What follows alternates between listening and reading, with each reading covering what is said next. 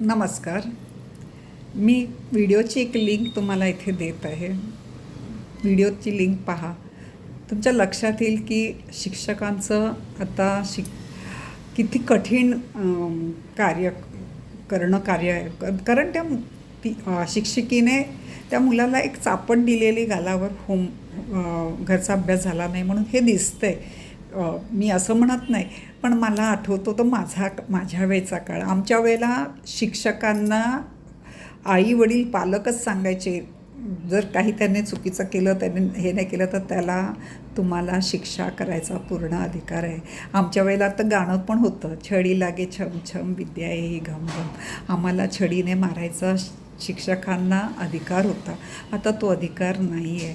मुलांना एक चापट मारलं आणि तो मुलगा हे झालं. पण मला असं खूप ते बघताना असं वाटतं की ते मूल कुठेतरी खूप आजारी असावं. त्याला त्या दिवशी त्याचा जेवढी मी लिंक पाहिली त्याच्यामध्ये असंच दिसतं की त्याला तो बेंचमधून बाहेर येताना पण त्याला जरा बरं नसल्यासारखं, तो अशक्त असल्यासारखं वाटत होतं.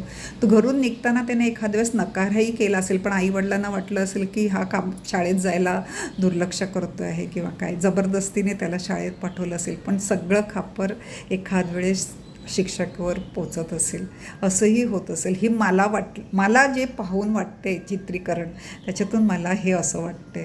तुम्ही पण ती लिंक नक्की बघा आणि तुम्हाला काय वाटतं हे मला सांगा. तुम्ही माझं ऐकता त्याबद्दल मी खूप आभारी आहे.